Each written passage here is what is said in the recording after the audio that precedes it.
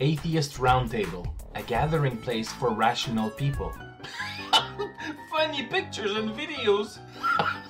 Profound atheist quotes. The religious going crazy. The latest news.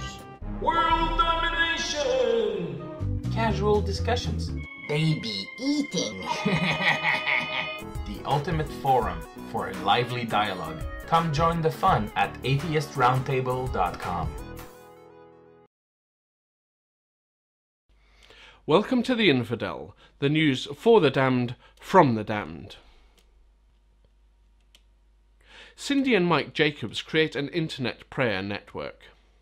Conservative Christians Cindy and Mike Jacobs have started a pay-to-play prayer network where participants have to fork out $15 per year. The goal is to reform the world nations back to a biblical worldview. The two founders of Generals International Ministry are frightened by the healthcare legislation, effectively known as Obamacare. Mike and Cindy believe that people will be forced to receive an RFID chip implant in a hand, thus fulfilling a Bible prophecy. The only weakness with their logic is that there is no such legislation requiring this supposed implant. The exact legislation that causes so much concern in the minds of Mr. and Mrs. Jacobs is Bill H.R. 4872. But it does not contain any mandatory requirements such as the mark of the beast.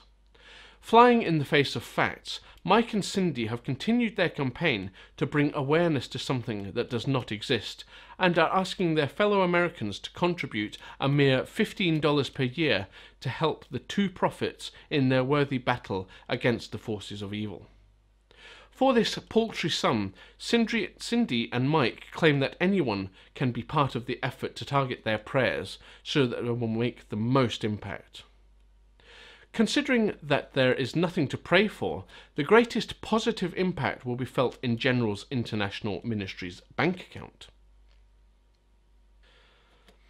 A recent study at the University of British Columbia has found that analytical thinking erodes the belief in God.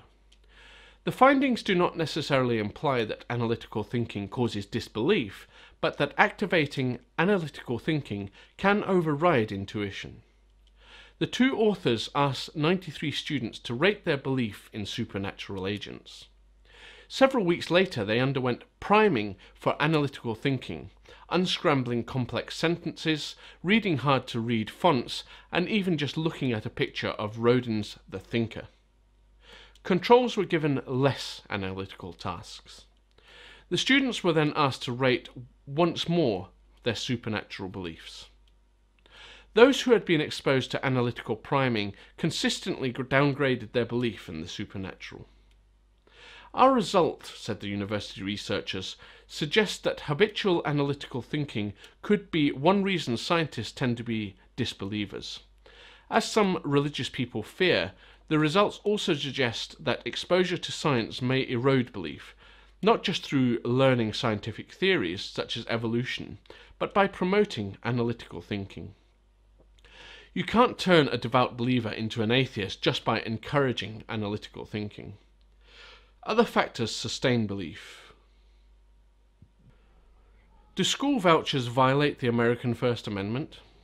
After hearing the case of McClellan versus Board of Education in 1948, the American Supreme Court declared that religious instruction in public schools was unconstitutional because it violated the Constitution's Establishment Clause.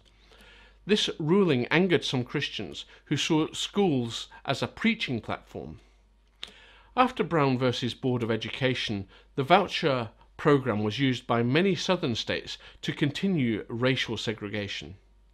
As a way around the decision, state legislators were pressured to pass laws allowing the use of vouchers and tax credits to take away funding from the public schools and divert it to religious institutions. A typical example of a voucher program is Milwaukee, Wisconsin.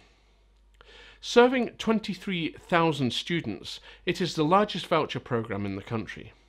By law, it took $55.4 million directly from public schools in 2011.